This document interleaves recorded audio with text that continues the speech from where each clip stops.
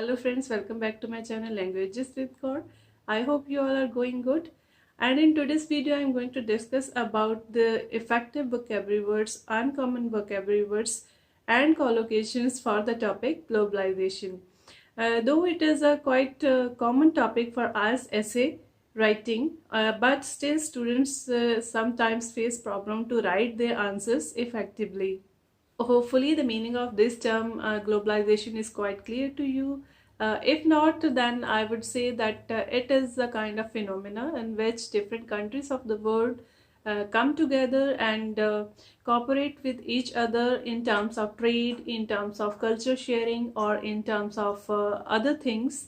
Well, let's start with the very first one, that is global village. Global village. As you can see, all the countries are coming closer to each other. The world is becoming a village, a type of village in which there is a common language, common culture, or common eating habits of the people. On the other hand, while you're writing about the negative aspects associated to this term globalization, yeah, you can say that many people are afraid that the evaluation of this global village phenomena could affect their cultural identities.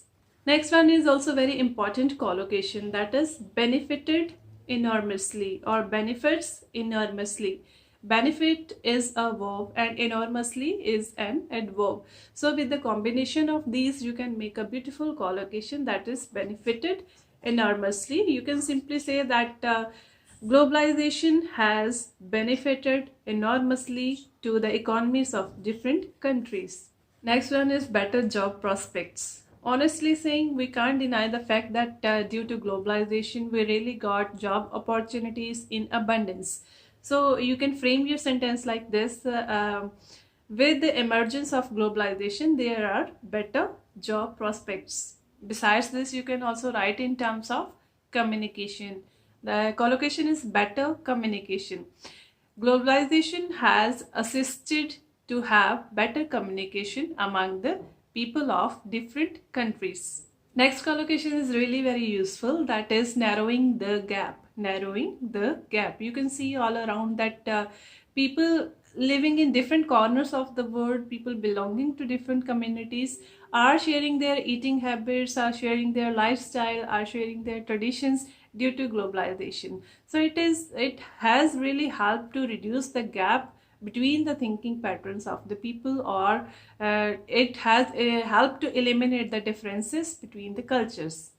So to express this idea, you can make use of this collocation, narrowing the gap. Next one is very important, that is international cooperation. International cooperation. Well, your essay about globalization cannot go without mentioning about this collocation, international cooperation. You see that due to globalization, many countries of the world are coming together. They are working on something mutually. They are signing agreements, they are signing treaties, and developed countries are trying to assist for the development of underdeveloped countries or third world countries. So in this way they are together on several fronts to work together. So at that time, to express such ideas, you can make use of this collocation, international cooperation. Next one is also interesting, that is no language barriers. No language barriers. Barriers means obstacles or hurdles. So with the emergence of globalization, you can see that there are some of the common languages which are developing. People are trying to communicate in those languages, such as in English, it is becoming a worldwide language, or the common language of interaction or communication for the people belonging to different nations. So with the help of globalization, people can communicate with each other easily and there are no language barriers. So you can write this point that with the help of globalization, nowadays people can communicate in a better way, or they can communicate easily with each other, and there are no language barriers because a universal language is being emerged. Next one is really very important, and that is outsourcing. Well, you can get a full-fledged essay to be written in your final IELTS exam about this topic, outsourcing. So that's why you should have clarity about its meaning in your mind before the exam, that what is outsourcing. Well, the meaning of this term is to obtain goods and services from outer suppliers. You can write about this vocabulary word outsourcing by mentioning that in the countries where there is the labor shortage, outsourcing had made it possible to run their businesses or their works smoothly.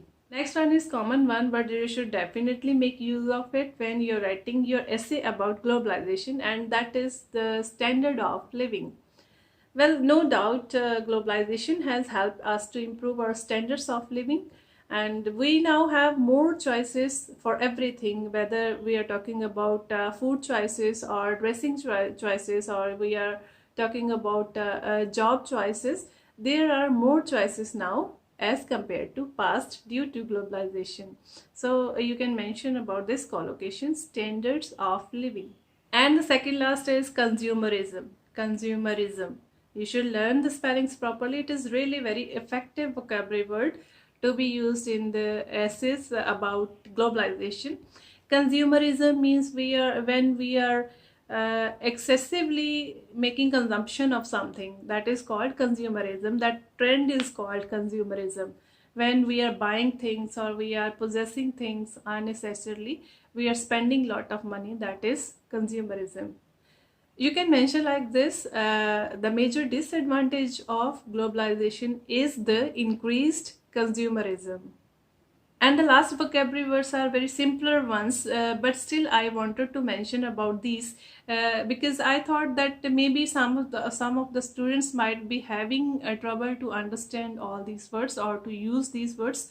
When we talk about different countries in terms of development, we categorize those countries into three categories, and those are developed countries, developing countries, and underdeveloped countries.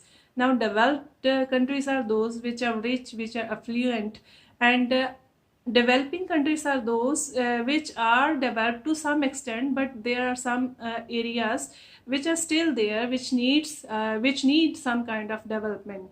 And the third are underdeveloped. You can also talk about these countries by saying third world countries, where there is no development. In every sector, development is needed. So those are poor countries. Why I have mentioned about these terms, though these appear to be the common ones? Well, I feel when you're writing about globalization, maybe somewhere in your answers you may need to write about these terms, developing countries or underdeveloped countries, or you can say developed countries. So you should have exact meaning in your mind about these terms, and you should have proper understanding of using these. So my friends, if you have started your preparation for IELTS exam, then you should not underestimate the importance of using uncommon vocabulary words and useful collocations in your writing answers to achieve your dream of getting 7+ bands. So I hope you will definitely learn and practice these words, these vocabulary words and useful collocations. So stay tuned, stay connected. See you in the next video with a new topic. Thanks for watching.